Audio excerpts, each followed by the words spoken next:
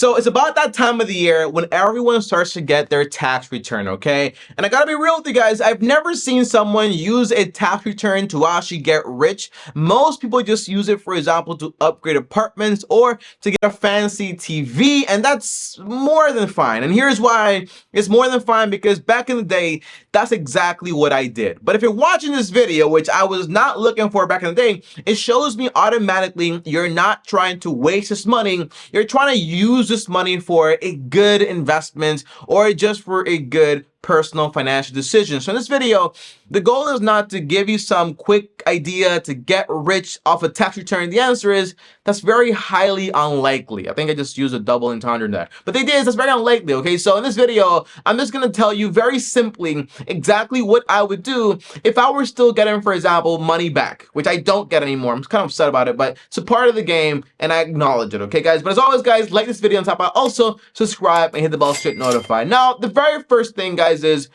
if you do get a tax return and you get at least $1,000, that is a win, okay? And here's why. Because the average American doesn't even have $1,000 for an emergency. So anything above $1,000, anything about $500 is still a win. And we're still able to use it to actually accomplish something here as far as personal finance, okay? Now, the very first thing, guys, okay?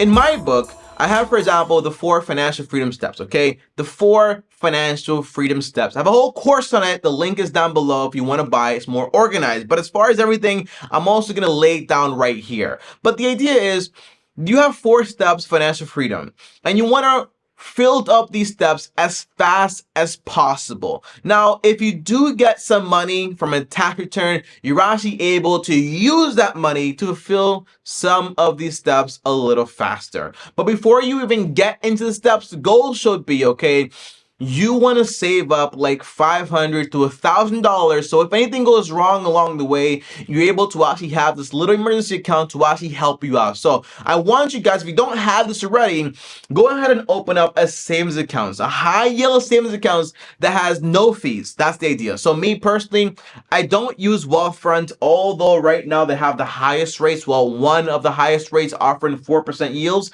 but I do use, for example, Discover savings accounts, okay? Because they also have a decent yield and they have spectacular customer service, and I like to have everything in one place. That's just the way I like it. But they have no fees, okay? And they make sense. They're competitive. I'm not trying to move things over for an extra penny or so, but you want to have a separate savings account to put an extra $500 to $1,000 in there to actually help you out if anything happens. Why is separate account? Because more than often when we have everything in one account, we tend to spend it.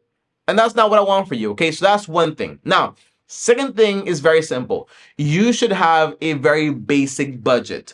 I call it a baseline budget, but overall, at its core, you should know exactly how much money you make.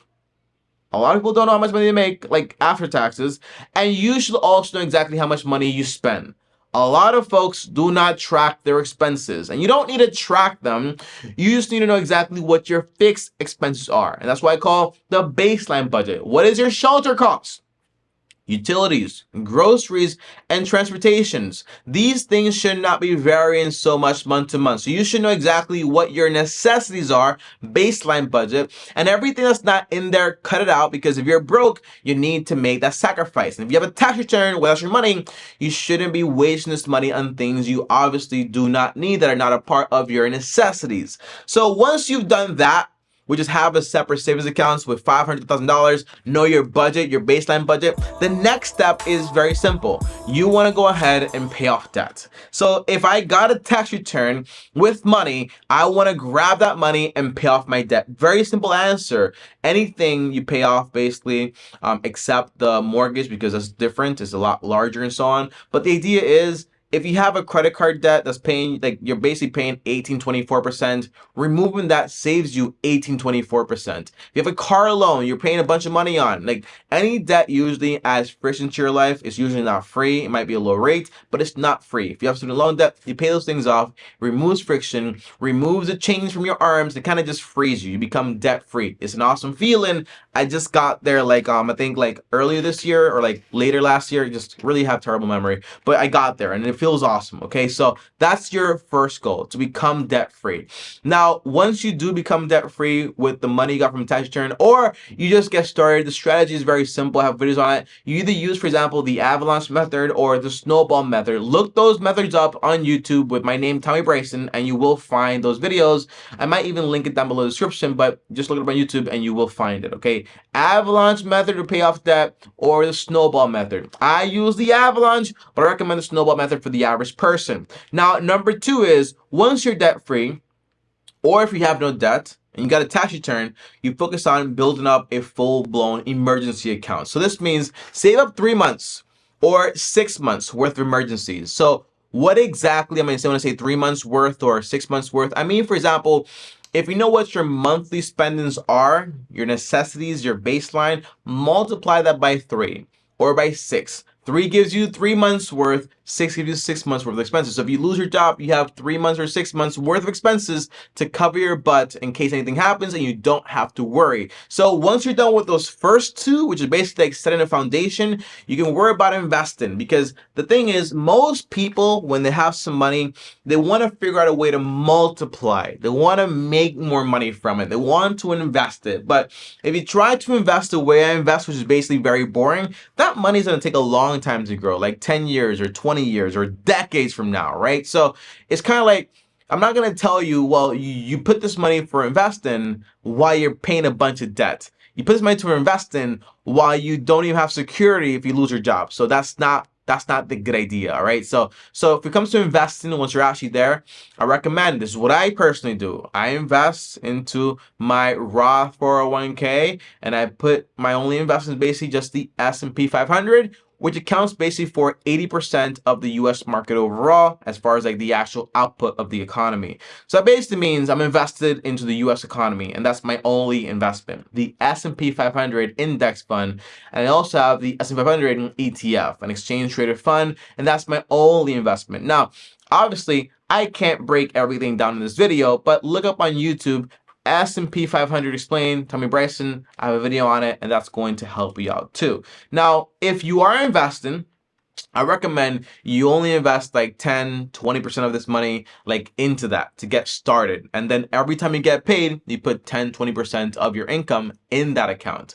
But as far as, for example, the rest of the money, I recommend you start building up, for example, a little savings accounts for a down payment for a home, following the 33% rule when you actually buy a home. Now, this rule is actually, I created it. Okay, so you want to look up on YouTube, 33% rule when it comes to buying a home. There's a lot of stuff, okay? But the overall idea is, don't grab this money and waste it. Don't grab this money and spend it on extra things. It's not what you actually want to do. And you know, you could buy like the course per se, but I just told you what to do. If you want it more organized, like, you can buy the course, but overall, it's right here on this channel for free also. But the core is pay off debt.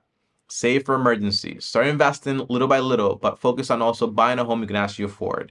And if this money gets you started on that path, great. But it's just to get you started. You know, usually a tax return of like $5,000, $7,000, $10,000 is not gonna do it completely, but it gets you started and it gives you like a massive help, okay? But reducing your expenses, increasing your income, these are things you can actually do that actually make a big difference overall. Because if you think about it, if you reduce your expenses on things you don't need, and you also increase your income, it's basically like double a tax return every single year if you're very smart about it, okay? So there you go, guys. I hope this video helped you in some way, and comment down below tax so you know I made it, or so I know you made it all the way to the end of the video. As always, another video here. My face is here, and as always, long-term team officially out.